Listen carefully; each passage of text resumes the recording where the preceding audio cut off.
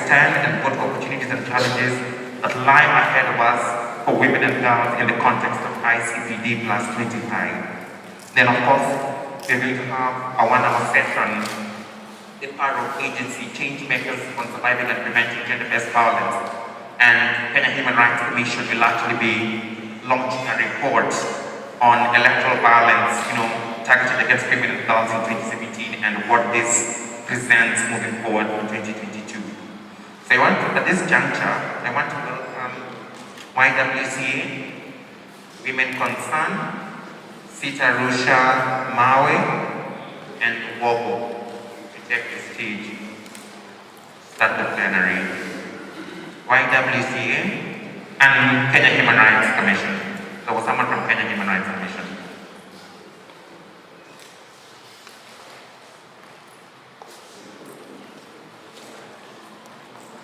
At the stage. So probably we will introduce ourselves, who we are, the organizations we work for, and then before we kick off this session.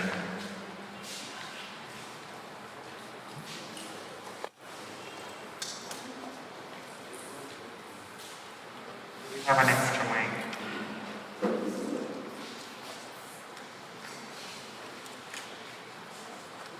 So I'll start with my extreme right from HRC. Good morning, ladies and gentlemen. I am Martin Magangina. I work with the Kenya Human Rights Commission and lead the Commission's program on transitional justice and security governance. And I'm happy to be here, and I look forward to an engaging conversation with all of you. Thank you.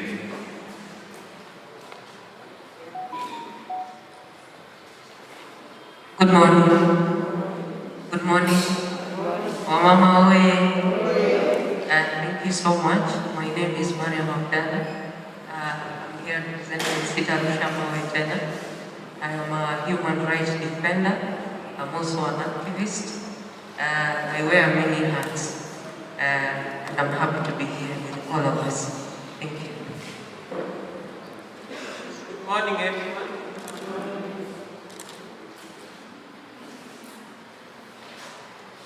Good morning, everyone. Good morning. Good morning once again. Good morning. I'm Dr. Jenai Gao, here representing YWCA.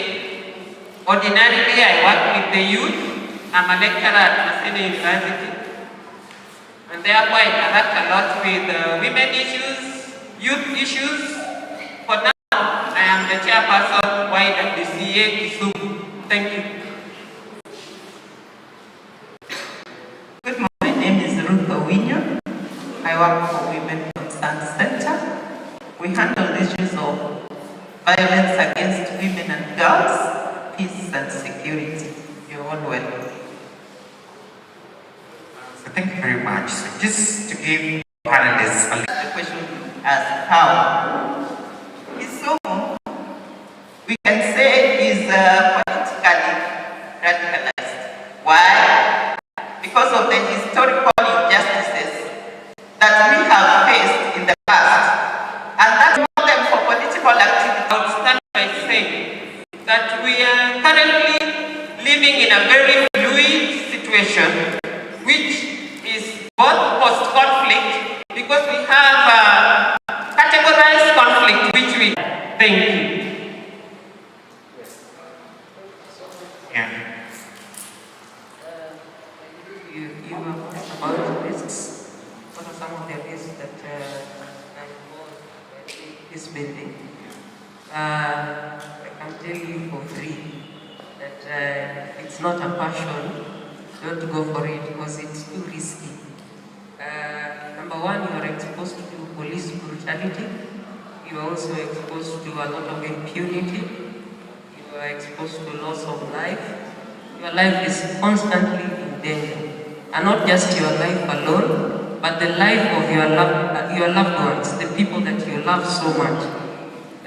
It's constantly at risk. Then you are constantly being threatened.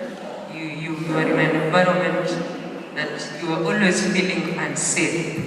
So these are some of the risks that are involved while implementing these programs. but we have learned to overcome, and that's why I began by saying, if you don't have the passion, then you cannot be able to undertake these programs. So it needs to come from within, and when it comes from within, it means that you also need to have peace within yourself. You need to have peace within your family, and then that peace translates. 40% of Kenyans are disturbed, or even more. Since Kenya got into multi-party politics, we've seen, since 1992 to date, we've seen an increase, a steady pattern of violence happening amongst youth. And the risks, now to get just a few questions, the risks that are usually associated with these quite many, but some have been mentioned by my fellow panelists, but I could point a few. I think the first one is the question around the land resource issue and culture. You realize that most, in some parts of Kenya, culture is so dear to our hearts and the land question is so emotive. And I'll give an example of in Baringo, where most of the youth there are pastoralists. You realize that the conflict they engage in is more or less to do with resources. So the land question and the resource question has never been addressed, so it still poses a risk. So in as much as the existing programs to promote youth safety, the other issues have not been addressed. The second one is on the other risk that I can identify is, like my colleague the rightly put it, is a persistent culture of impunity. So to date, we have not held any of our political class accountable for being perpetrators of fueling youth violence today. I don't think any of you have heard of any member of parliament or even any MCA being actually convicted in a court of law. So there's a lack of political accountability because the political class are the drivers of violence amongst youth, and they've never been held to account. So that poses a huge risk. So it's like move 2 steps forward in implementing these programs, and then the political class take you back. The third question, the third issue is the presence of illicit arms. So in some parts of Kenya, specifically in the Rift, for a long time we have had an issue of illicit flow of arms. The way youth live there is that for you to be identified as a youth, you must own a gun, right? And this is a problem that even before the current government came in, it's been a predominant problem that has never been addressed. To date, you ask yourself, how is it that actually the youth who own guns in Baringo and they use that, to conduct raids? You're all aware of in recent past raids that have been carried out in Laikipia, where youth go into ranches and unlawfully steal people's cows. So the issue of security has never been addressed to date, and that is of course the mandate of the national government. And from where I sit, I don't think there's been political will or commitment to actually address this underlying risk. So that defeats all the efforts that have been made by the local business committees. And then lastly, probably is the issue of unemployment. Unemployment is also a contributor to conflict amongst youth, in that there is no will again from the government in trying to address the issue of unemployment. Year in, year out, there are a number of university students who graduate, and after they graduate, save for the period when we've been interrupted with the corona pandemic, year in, year out, there are a number of universities, even tertiary institutions that we have. So people graduate and there is no place for them to go and work.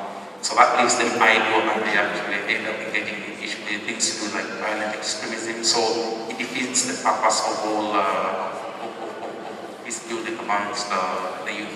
And lastly, the other issue that I could identify is the issue to do with funding. So when it comes to funding, most of the peace building initiatives amongst the youth, there's some that are government funded, but the bulk of it is funded by donors. Now you have to ask yourself, every year when the government of Kenya reads its budget in June, how much funds are actually allocated to peace building initiatives within the country, right? Vis-a-vis the amount of funds that is allocated to, MPs allowances, mileage, naming all these other costs that we could actually do without as a country. So those are my brief comments in response to your first question. Thank you very much for highlighting these critical factors, and we are seeing clearly from this conversation. We are having conversations around political radicalization, and you say politicians are mobilizing young people to actually engage in this violent acts.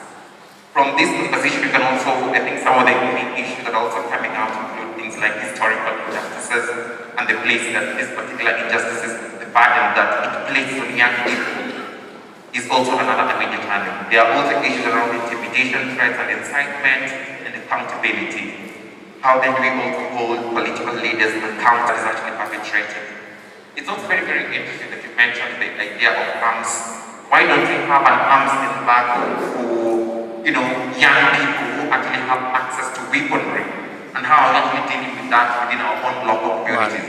So that is something that we really need to think about moving forward in terms of the dimensions, the directions that we actually want this to take. So in light of these particular risks, how then do you think we can increase youth participation in these building activities? And we'll start with that area.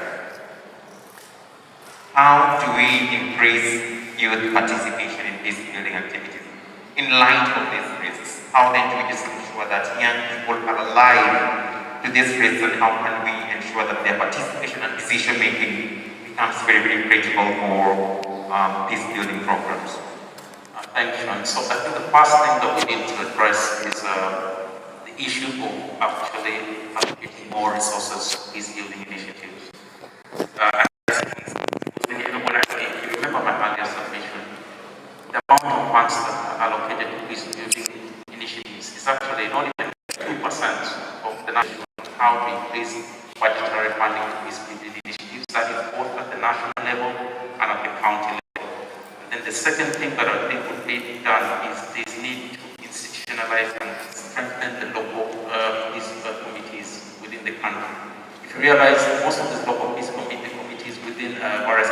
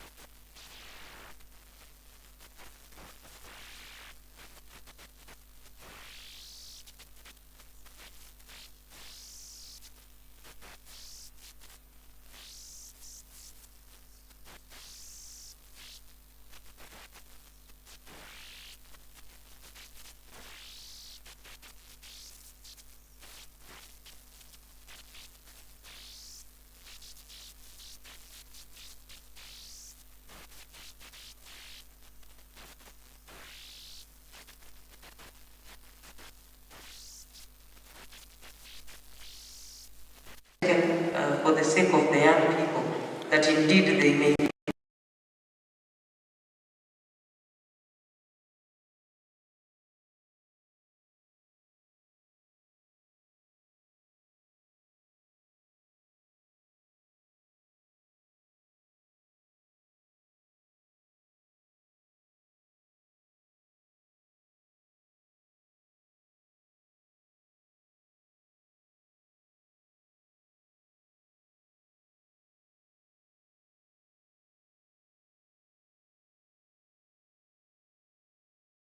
is the issue of corruption.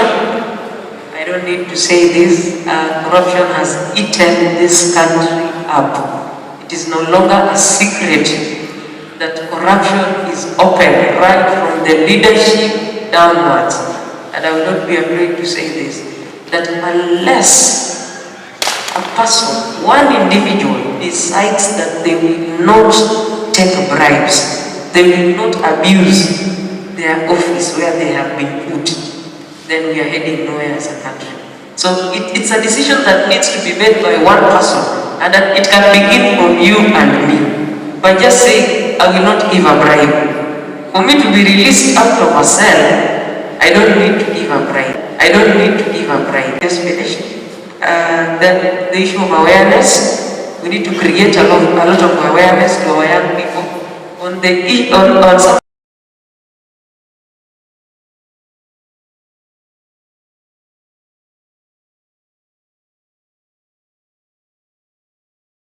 widely. Let us create awareness about any opportunity, any existing opportunity for the young people to take up. Thank you so much. Well, Dr. I look my concern, and I wanted to just answer this question very briefly. Now that you've talked about how we can increase youth participation, what innovations do you think young people can take moving forward in terms of, the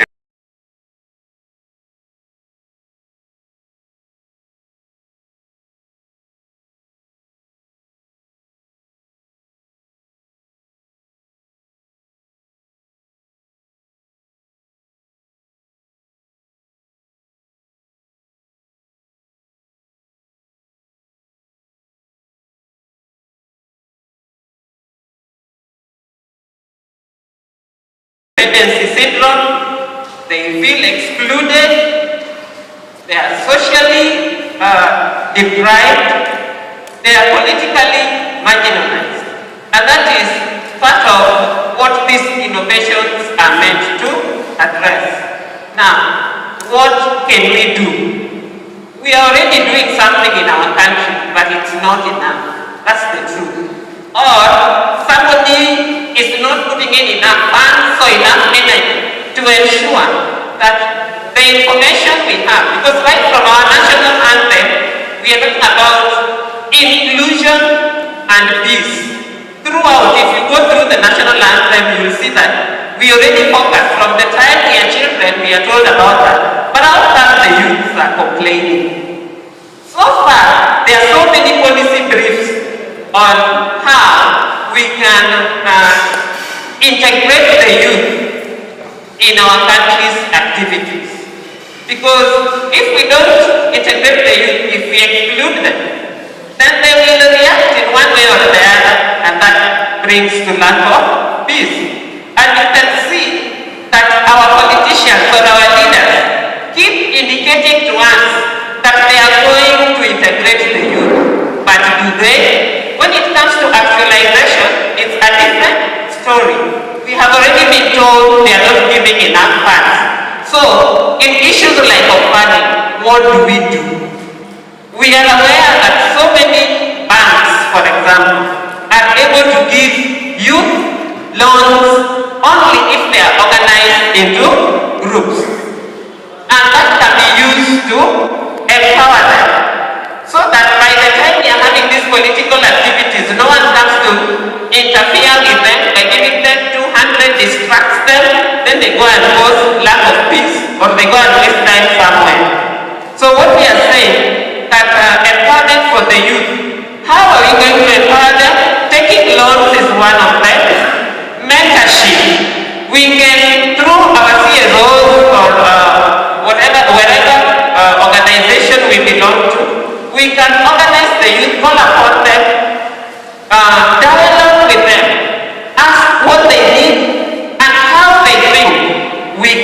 support them. In this case, we have seen very many youth organizations, some are normally televised, which have done so well, and they have even become employers of other youth, in fact, and even other adults.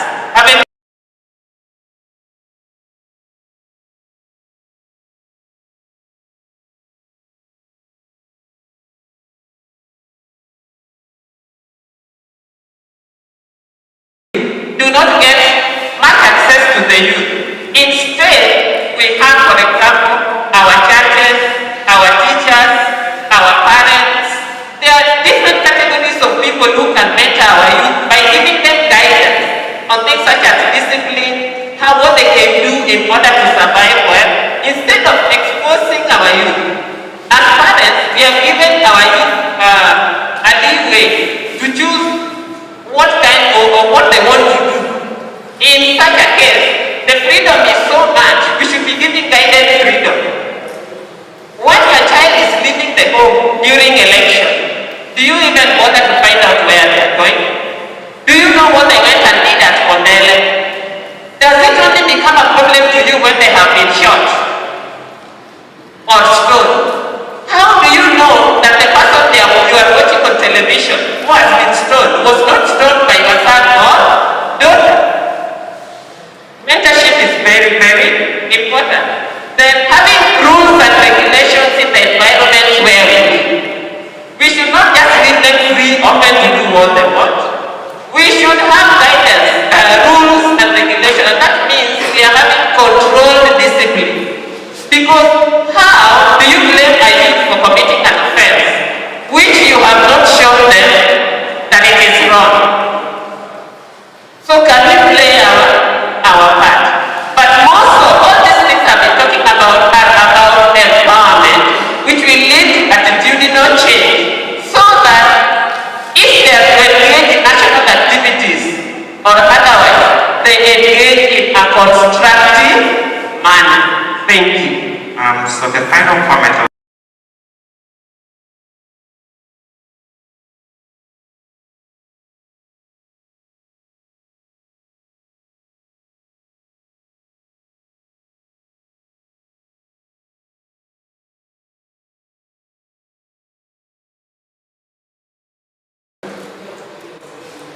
My colleague has mentioned so much about mentorship, and I would also want to say innovations will come from the youth because they have so many ideas.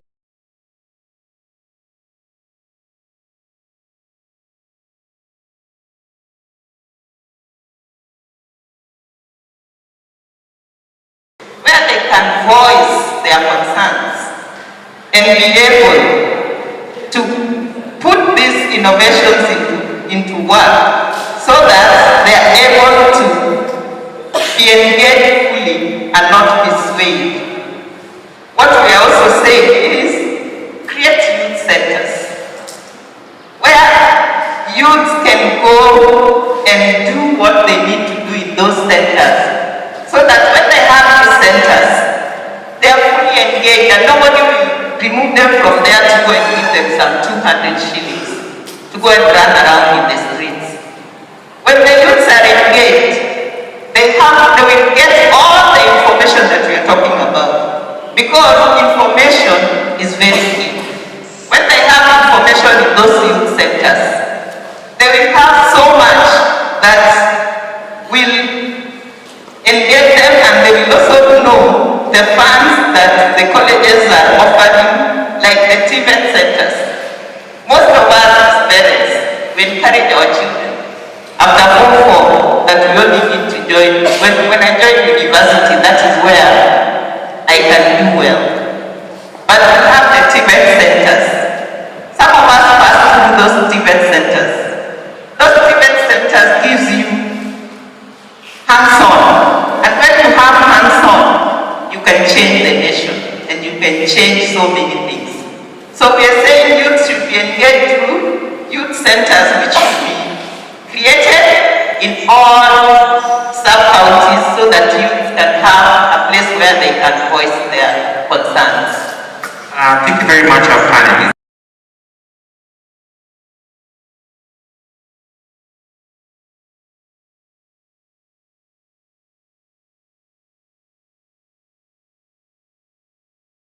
not get politically radicalized to engage in violent extremism. We are saying we need to put in resources. Members of the County Assembly who are here, how then are we ensuring that this money that is being channeled to support youth initiatives in this particular county, political will, and this needs to get from the office of the governor way down. You talked about awareness raising and access to information, and again, this is very, very important. Then engaging in decision-making spaces and youth empowerment programs. So I want to take this opportunity to thank our panelists for having participated. A round of applause for them.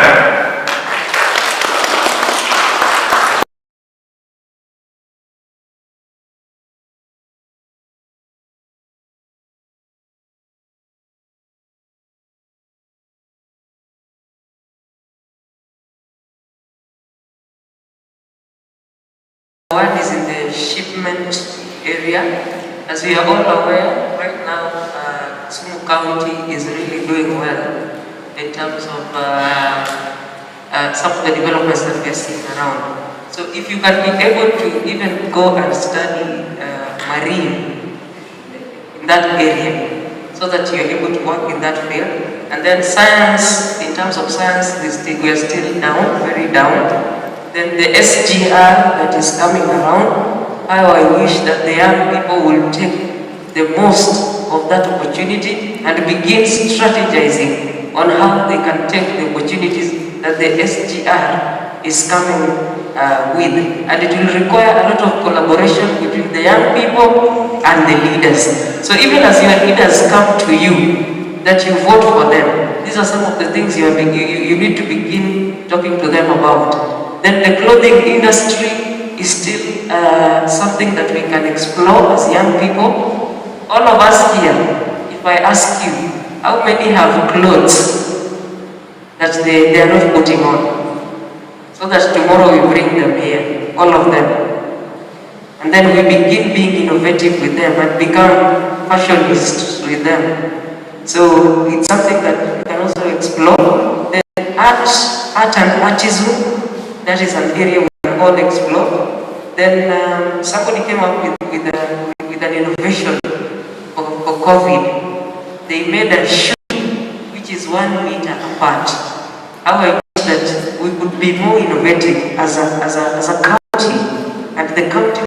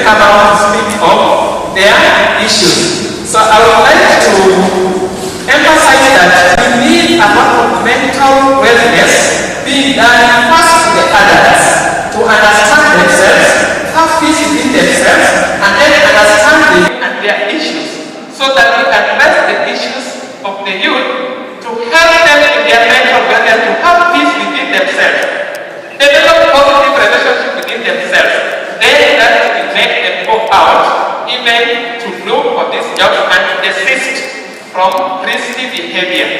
Secondly, there's a lot of work being done by different organizations, like even as we are today, we are representing very many organizations.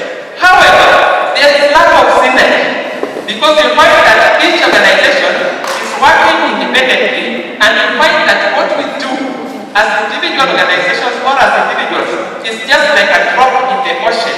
So can we look at ways of how to bring our efforts together in order to create impact in the society? Because without that, then we are not moving very far. Thank you. So wellness, very critical question up there. Wellness and creative signage. Okay. Yes. Thank you, my fellow YWCA, for your contribution. The issue that was directed to YWCA was as regards the approach of using mentors or parental guidance. And somebody was wondering, how do the parents end up guiding the youth that they don't even understand? So, the thing is, in our society today, times have changed. It's not like it was before. During our time, your mother would sit you down and tell you everything that she thought was right, and you had to follow his period. But today, there is something called dialogue, and the youth are exposed so much. So, as a parent, you also need to be aware that the time through which you grew up is very different from now. The things you went through are totally different from what the youth are going through now. And therefore, before you step into the activity of guidance and counseling, you must make efforts to understand the nature of life your child or the young person you want to guide is going through, the nature of challenges that they're going through. What would they like? Are you as a brain and lives in the society? They will not tell you that to kill someone because they also know murder is wrong. We have these rules and regulations. We have the Constitution, which should be open to all of us. We should be educated so that we know the direction that we are going, and that direction should be the same one for all of us. So that it's true sometimes you may have deficiency in skills of how to guide the youth in your hands. But we also have other organizations. We have like churches, we have our bosses, we have some CSOs which organize activities for parents. Women, we are here today, men will be elsewhere sometimes. If we are really listening to what is being said, or if the CSOs are not handling this matter correctly, then they should put it in their curriculum so that when they are organizing the activities, before they allow the parents to reach the youth, they have already prepared that parent. But even the parent is not the only one. There are professional counselors out here whom we can expose our youth to. But what we are saying is that as parents, we are not just going to sit down and see our society running into the sea, into the deep blue sea. Yet we have something we can offer. The challenge is with the skills to offer the right information to the youth. Do you know what the youth are suffering from or what they require? How are you going to address it? Thank you. So I'll take the final question from the front, and then we take a break for tea. Tea is not ready. Okay, so let's wait and see how. I would like to say religion is something that is very big. And when we look at religion, all of us, somehow, we are socialized differently from that. And I want to believe that the Muslims, they teach their children from the very beginning, when they join madrasa until they finish, until they get to that stage, that they are able to make their own decisions.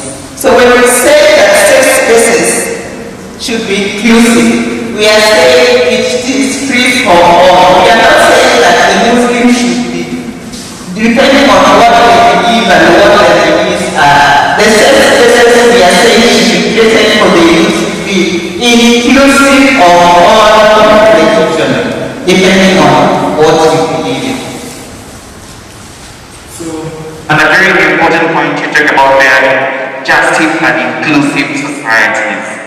How do we create inclusive societies, whether it's from a social cultural perspective, a political perspective, an economic perspective, religious perspective, and what these particular implications mean. So you're talking about social inclusion and how that is important. So I'm getting the final comment from her, and then we very quickly. Hello.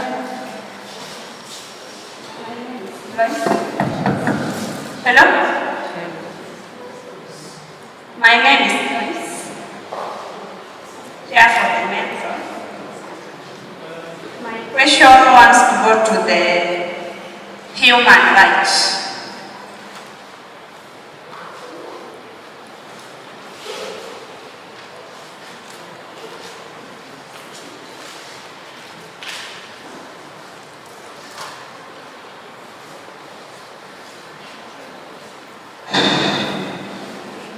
My question comes to the human right because I fail to understand the concept of the human right, because I'm feeling that they are now human left. To some other side, maybe that some areas like with the mental disability where I am, the people with the mental disability are really being left. But I think they are seen, not that they are not seen. So that is why I'm saying that they are human left. So to that side of the mental, they are leaving them behind. So first of all, as of the corona pandemic at now, even sometimes back, people have been distributing foods. But you find that person with the mental disability, person with the mental disorder, if this such a person can be moving into the areas where you are, they are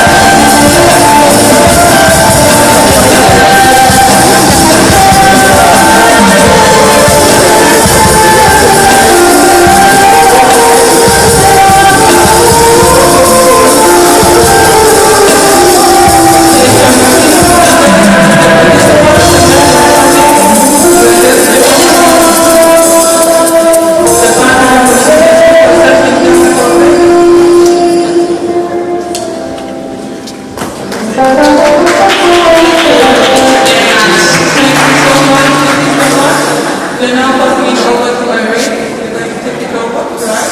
And the organizer, thank you so much for your performance. Thank you very much. So, ladies and gentlemen, I'm not sure whether it's afternoon. Yeah, we check. Yes, it should be. Good afternoon. Habari za mchana. Mko salama? Sasa wakati umefika, wakati ambapo tunaomba asanteni kwanza kwa kutubia radhi. Tulikuwa na media engagement pale nje, ndio maana tumechelewa kidogo. So nashukuru kwa kutupatia ile nafasi tumalizane na wao. Wakati huu ambao tunasimama hapa, jina langu ni Irene Soila kutoka Kenya Human Rights Commission, shirika ambalo ni la kutetea haki za kibinadamu ambayo iko na ofisi zake pale Nairobi na vitengo ambazo tunashirikiana nao Migori, Kisumu, Vihiga na kwingineko nchini Kenya. Wakati huu ni wakati wa maana sana. Hii fursa ni wakati ule tunasema sio wakati wa kunicheka, ni wakati wa kunikumbatia.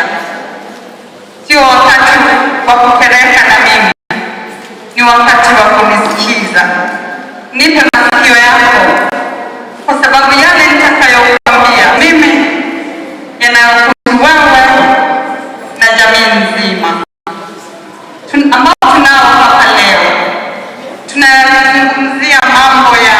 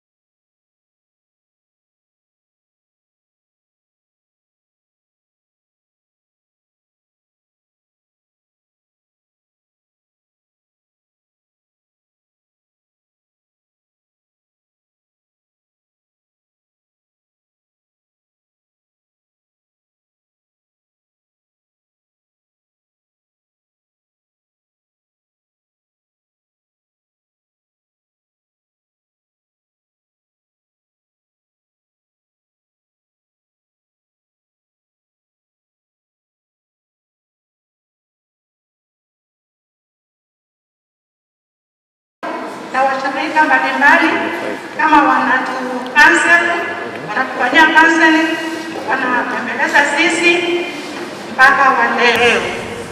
Jambo ambayo ningefaa niseme ya kwamba kwa nini hawa wakubwa wetu walifanya handshake na hii on the causes of sexual violence and came up with a broad recommendation.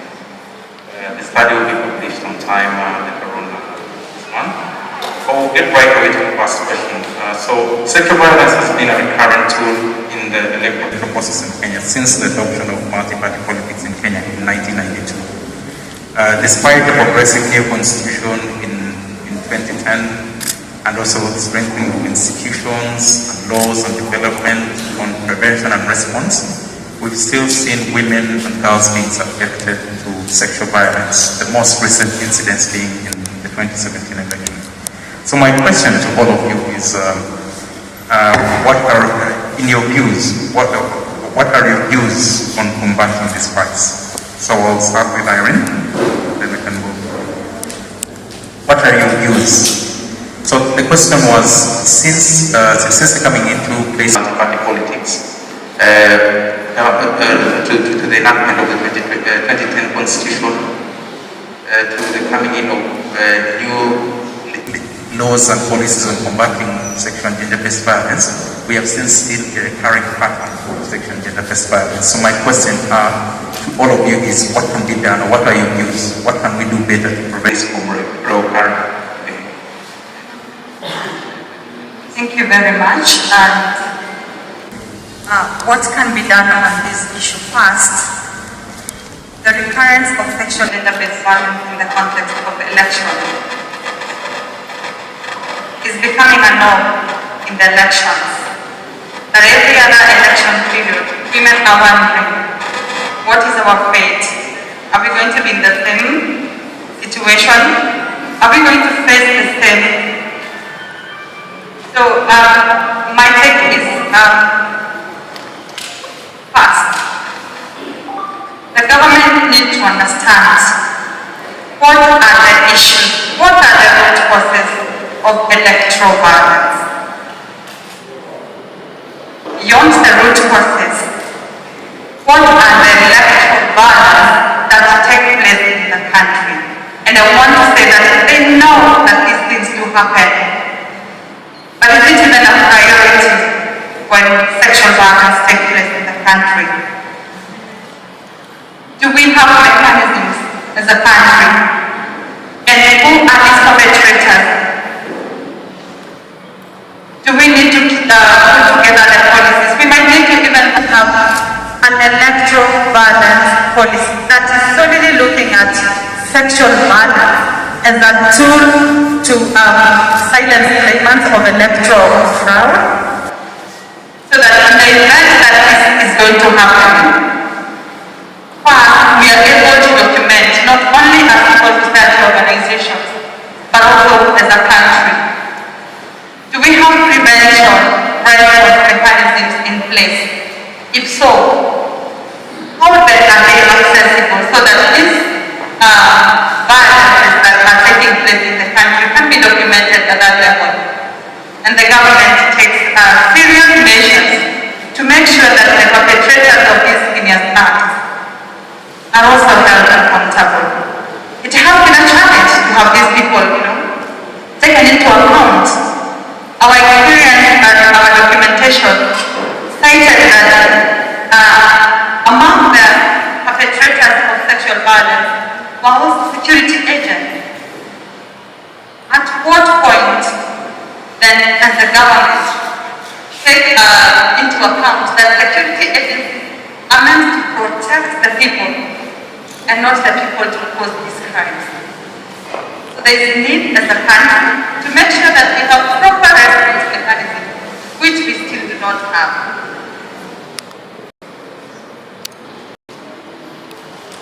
Thank you, Irene. Caroline?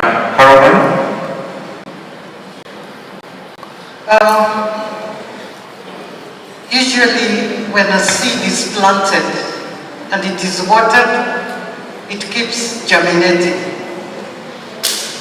A lot of historical injustices have taken place. Bitterness is embedded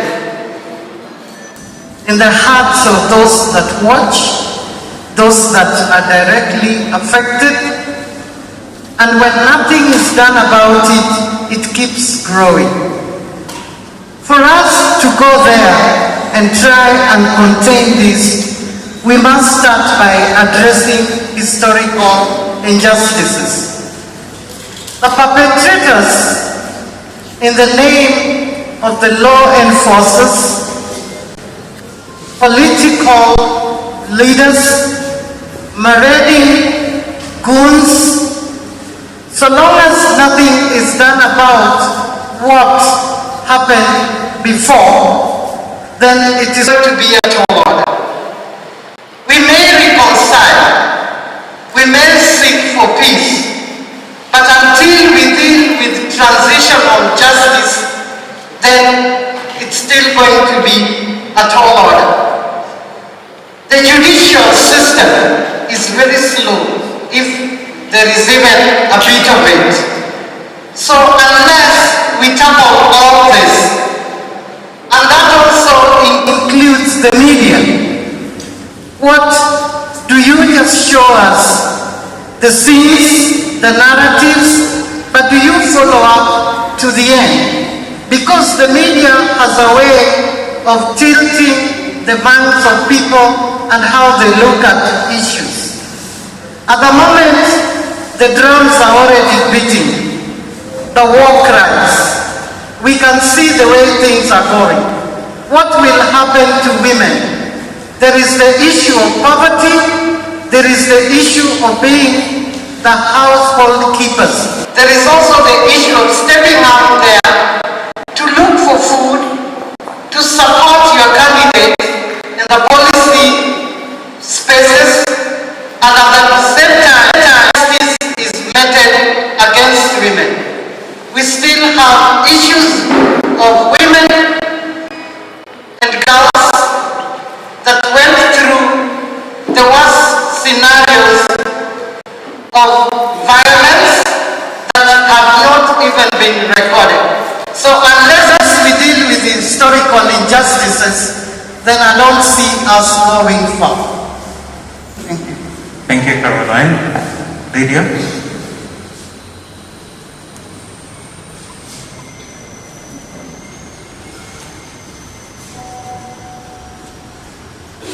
Okay, for me, I want to start by saying that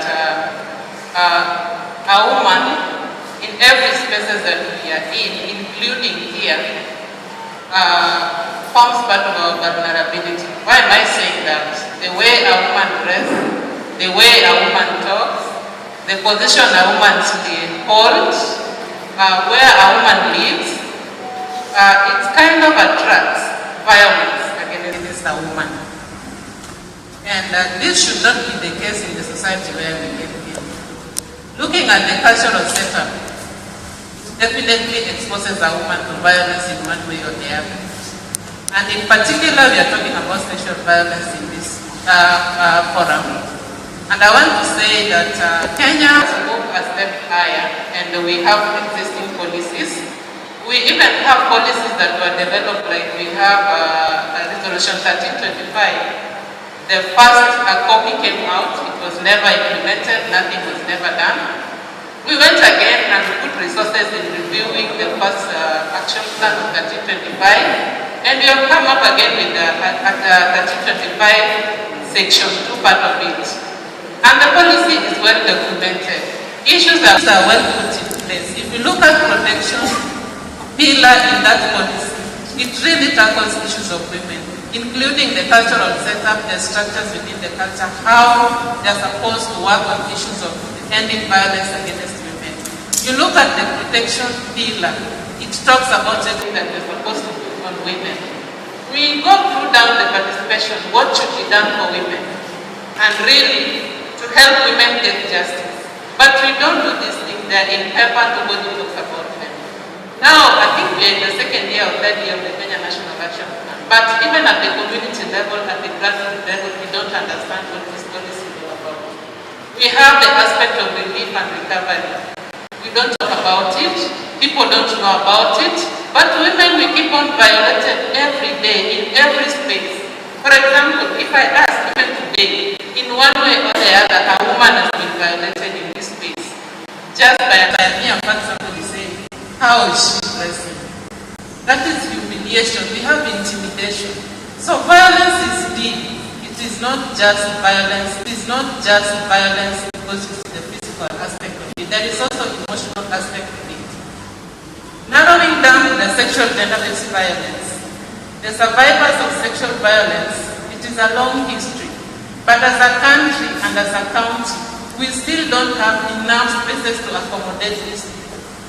Until it dawns into your house or to you as an individual, that is when you will know the pain accompanied with violence. To our sisters who went through sexual violence during 2017, we've been working with them, we've been supporting them with the psychosocial support. But that's not enough. Because among them, there are people who have gone repeated violence and sexual. There are those who went through violence in Naivasha in 2007. She moved to Kisumu to reside somewhere in Ogunga or in another informal settlement in Kisumu. Come 2013, the same woman is going through rape.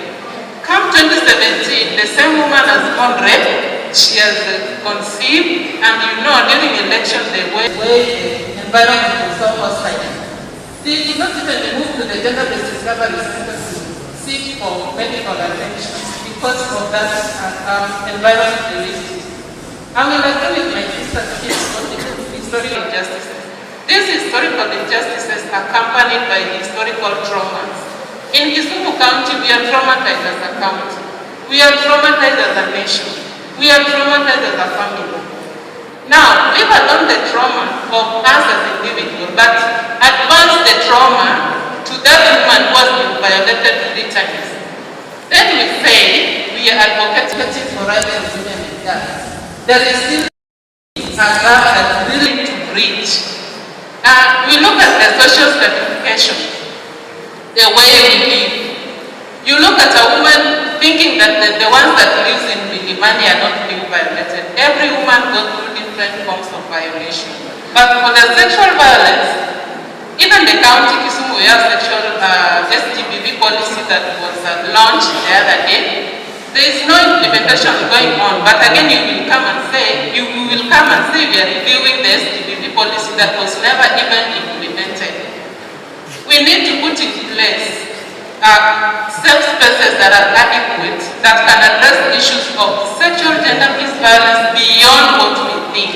They need to continue, like the survivor was just given the story. Somebody after that should have taken her through some counseling session to help her heal from that. Because the moment she talks about it, she's going back to that situation.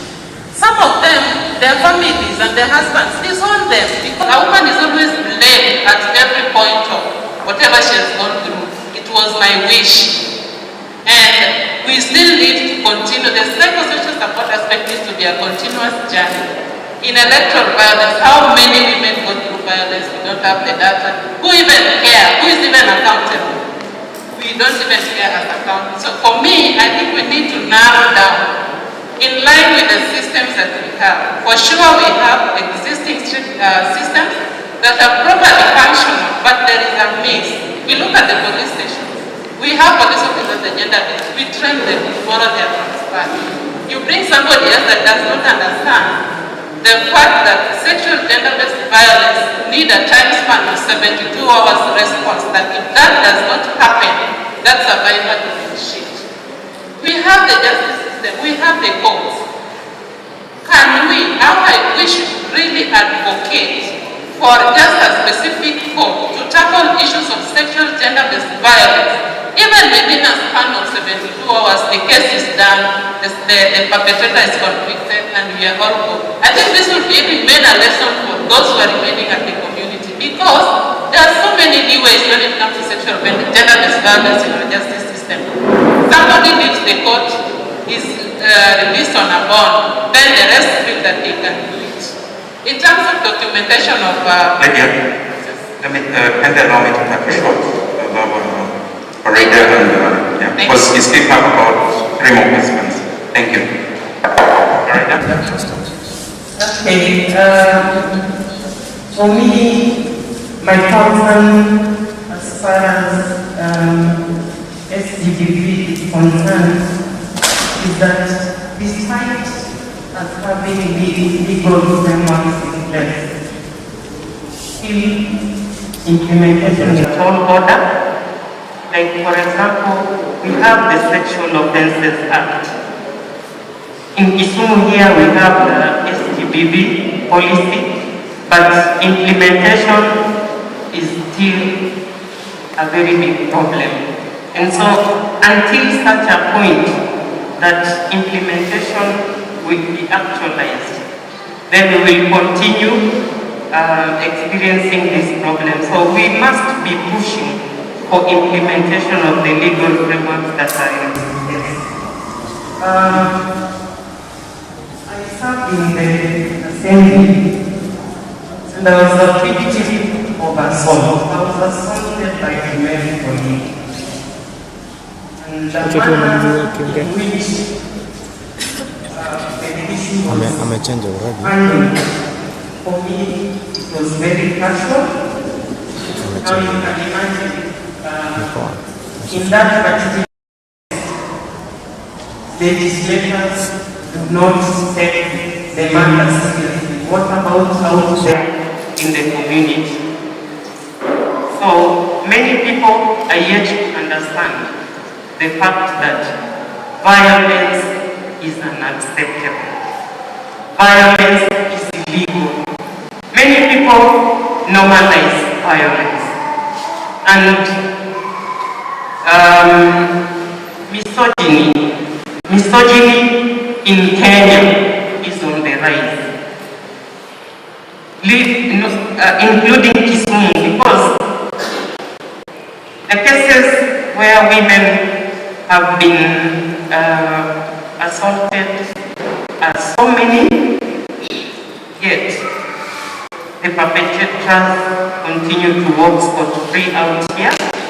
So the judicial system also needs to expedite the processes, because access to justice in Kenya is a very long and painful journey.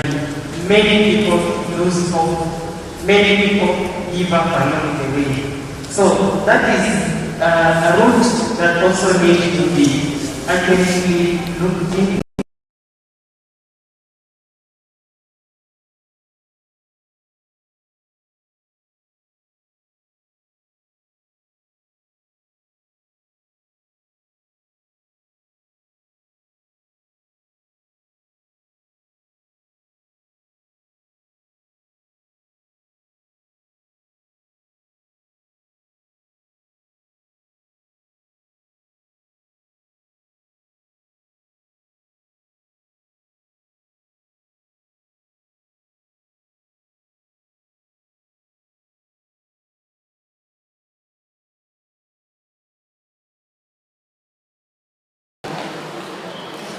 Tuache kujificha, tuache kuficha hawa mabwana.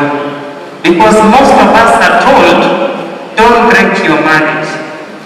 Kama bwana amefanya kitu, we end up protecting our men and leaving our children exposed. So akina mama, tabia hiyo haikubaliki, kwa sababu yule mtoto maisha yake imeharibiwa, na huyo bwana hastahili kuwa bwana yetu kama kuna tabia kama hizo. Sasa tuanze kuelimishana, tuanze kuambiana ya kwamba violence is real, sexual gender-based violence is real, na ni sisi lazima tuwajibike ili tukomeshe this problem. Thanks, Farida. I'll be very brief, based on what my colleagues on this panel have shared. And being brief, I will just state that SGBV is the highest form or manifestation of inequalities within the society. It is the highest form that will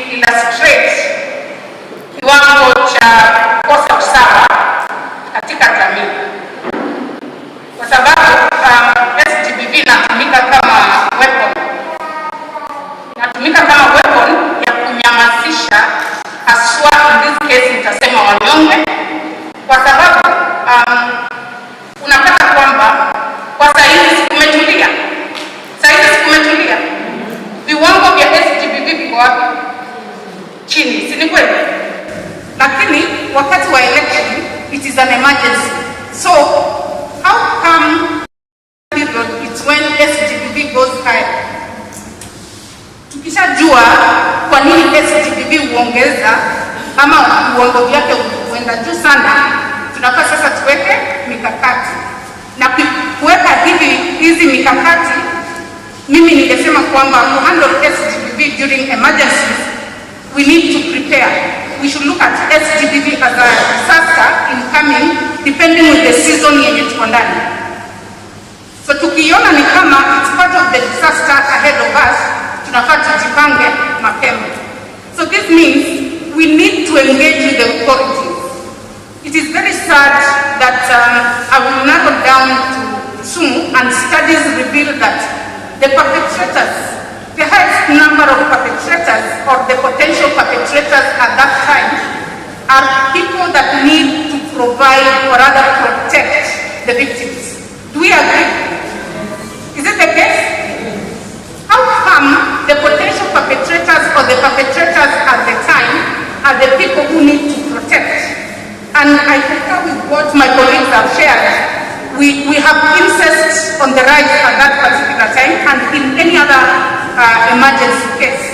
So in this regard, we need to have an engagement with the potential perpetrators and look at everyone.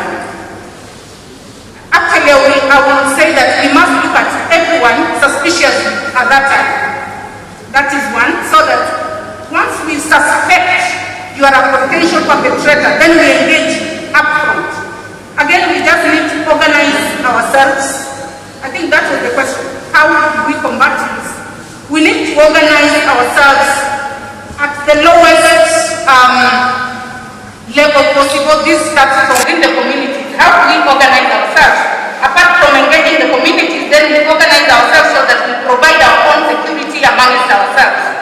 Then the other aspect, I would say that the biggest challenge is that the law and the legal frameworks that are in place are focused on justice. And in this case, when the focus is on the justice, we are looking at the perpetrator and now putting a charge on the perpetrator.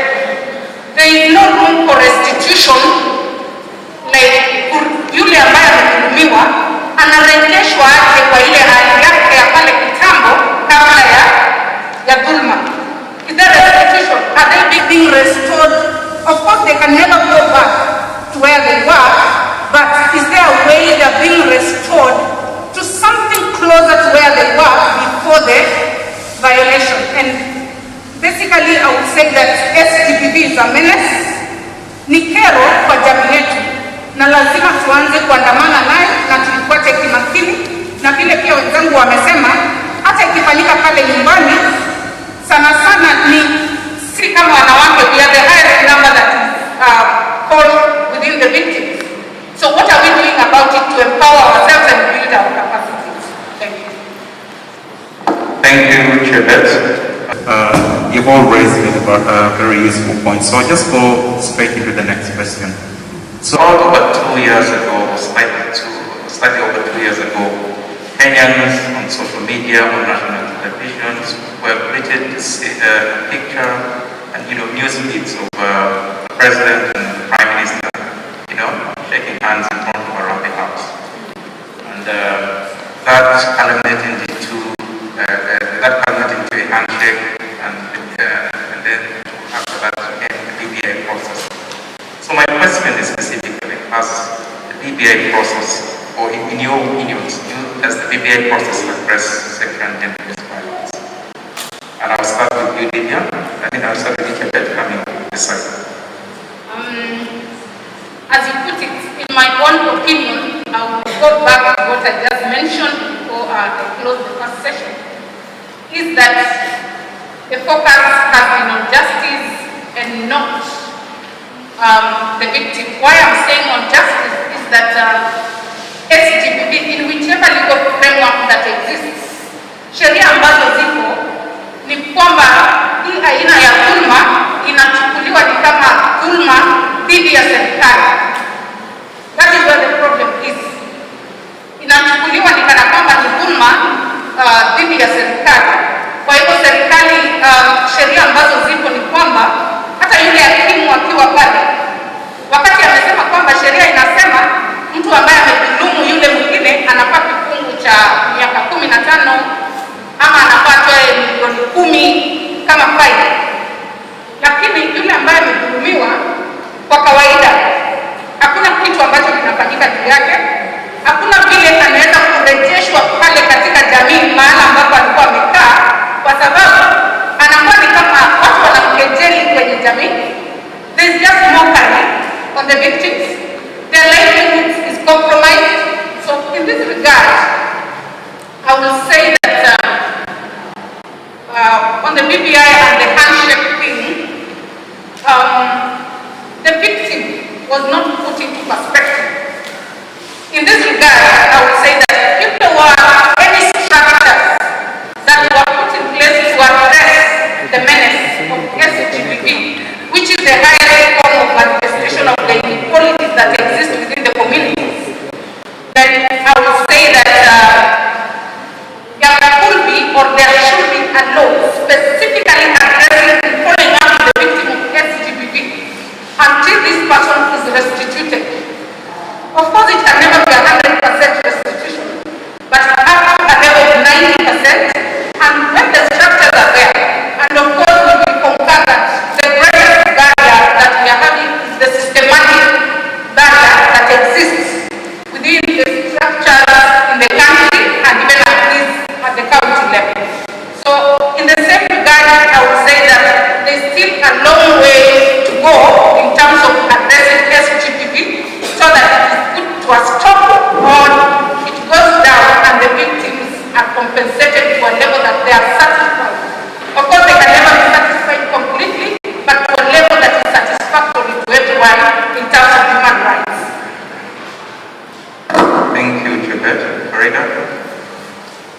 My starting point would be, is there goodwill to end SGBV in Kenya?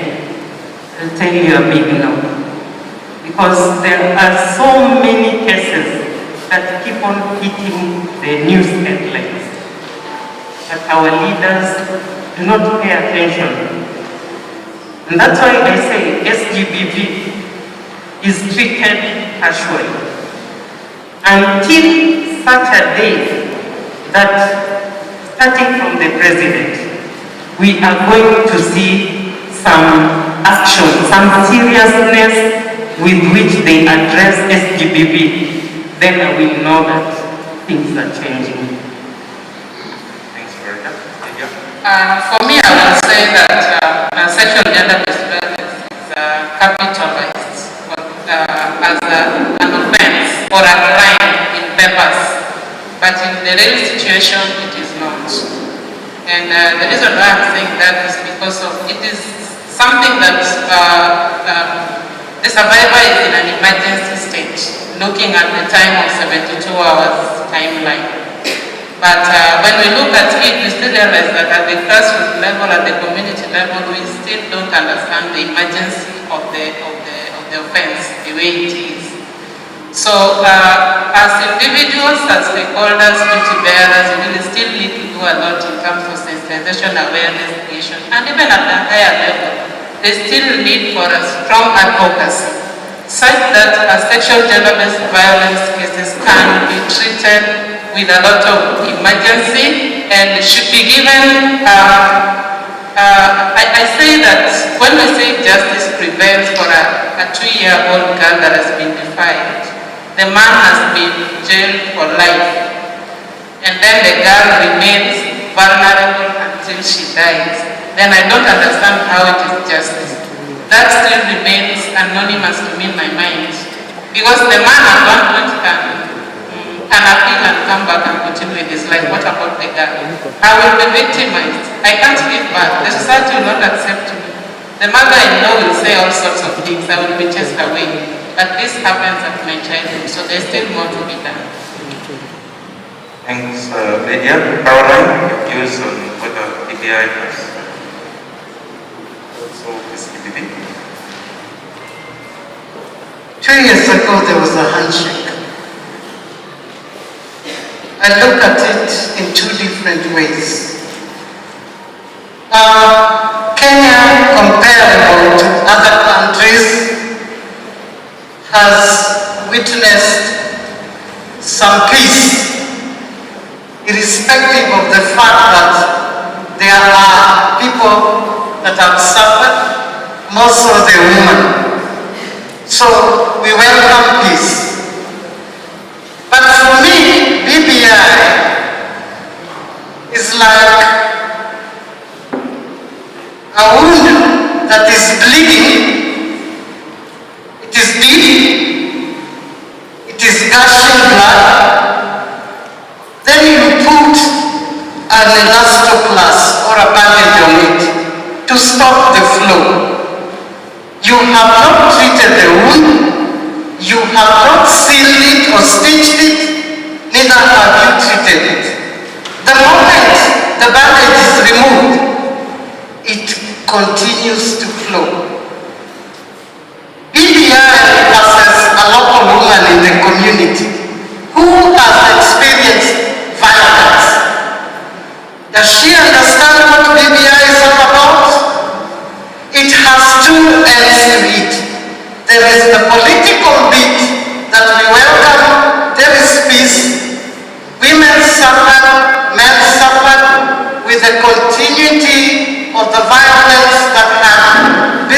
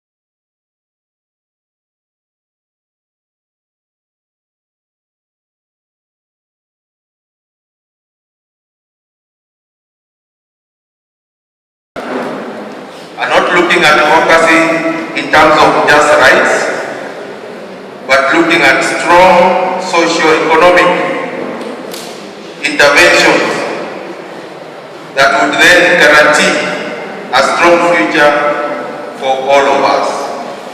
So therefore, my clarion call is that even as we venture into the field of equity, gender equity, what is the approach? And our approach should always be community participation. And this community participation should target our women in terms of looking at the asset ownership. How do we come up with livelihood activities, training, and even mentoring that would then improve this area of asset ownership? Kisumu, if I was to look at it as a very good example, as our case study, it is a consuming economy. Take some of the streets, is it the Obote Road? And then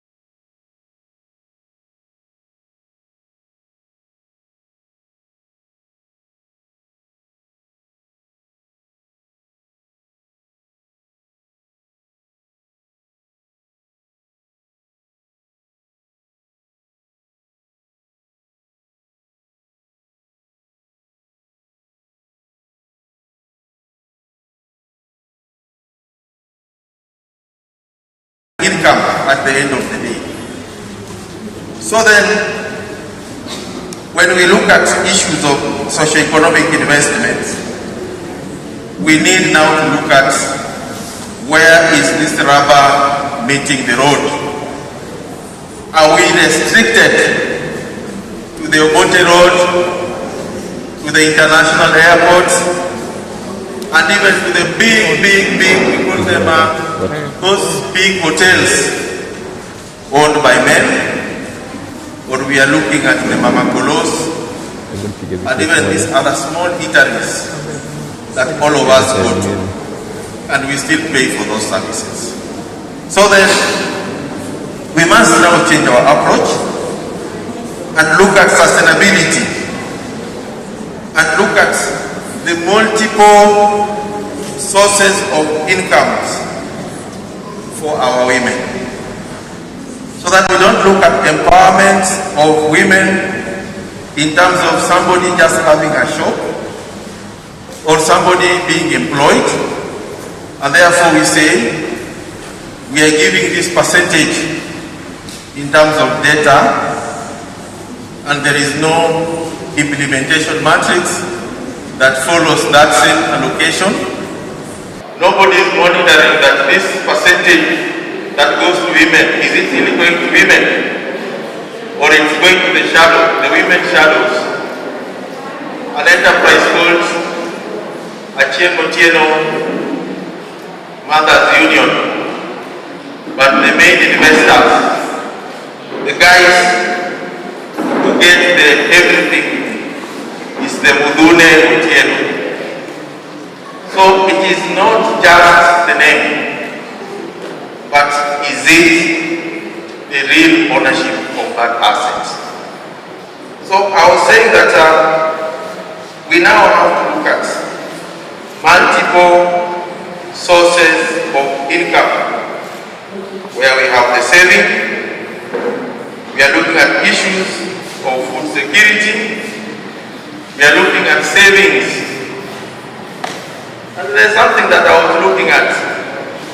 It came as a dream I was wondering if someone was to come up with a program that would target saving, and women are very good at saving. I am the county registrar of community groups. I register those groups. And I know that the most successful, in Kisumu we have around 30,000 community groups. And this, out of the 30,000 community groups, around 29,000 community groups that are successful are women-led. Then the question is, can 30,000 be least important or inferior to around 3, 4, 5 companies, hardwares around the water road? My answer is no.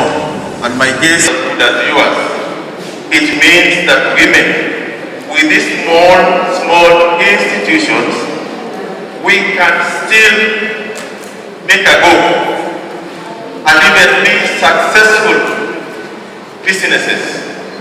So I was looking at these 30,000 groups, and then I give myself on average 10,000 shillings, and these groups have a minimum of 10 members. Look at it. What a big cooperative, what a big company we can come up with. So then we must go saving, and these savings must start with our community groups. I asked for 5 minutes, I've done 6, just add me 2. So then we need to look at our abilities with the stand shop. And the shop, you had all the shops here, the gender-based violence, it's a big shop. You've heard of floods, you've heard of so many shops, poverty, and even hunger. As women, what is the strategy? How do we go about us managing these shops? Then the issue of action assistance is where the government is coming in very strong. We have what we call the CAPA programs, social assistance programs. The households who get this cash transfer, and in the spirit of socio-economic inclusion programs, the 2,000 shillings that we pay as a cash transfer is supposed to smoothen into a consumption. It's just for food security. At times the question is, 2,000 shillings, what can it do? Yes, it can do something in terms of food security. Then we are looking at issues of seed capital. Where do we get the seed capital? We have the national government affirmative programs, and we also have the national government affirmative fund. These are monies that are there. We need to utilize these monies. In Kisumu, maybe as will be in our specific places, we'll then have to know how much is available and how do we access it and how do we utilize it. That's one area that we need to look at. We need to look at skills training, and this is a cut across. Are we imparting the skills? Are we looking at our business enterprises and then matching them with the practical skills? No business is small. Business is a venture that is supposed to bring something to the table. And we are looking at issues of saving culture, and looking at development of our businesses. Are we able to drive our business come the end of the year even, oh sorry, tumechoka anamalizia na hii sasa. Hello? Hello?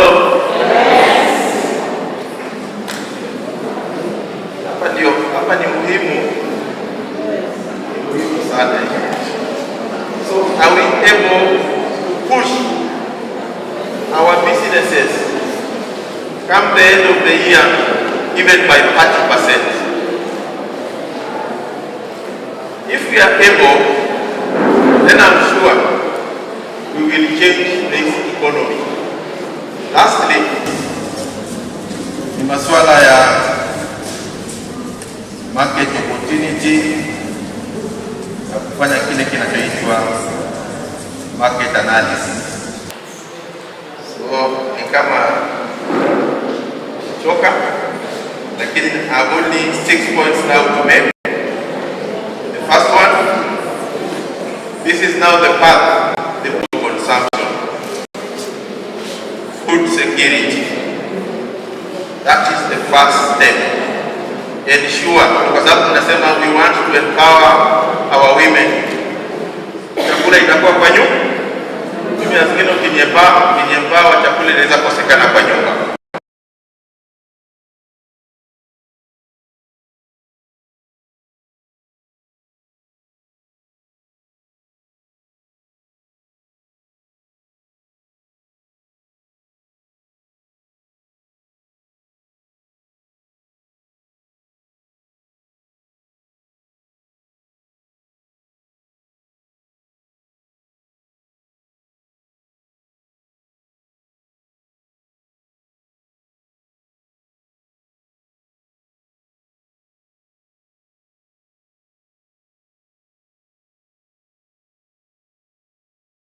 But we also have AHIF.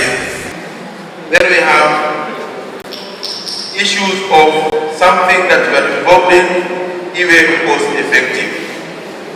So with those many remarks, already sana nimepeleka bio sana, but nasema when na lunch nzuri. Thank you very much.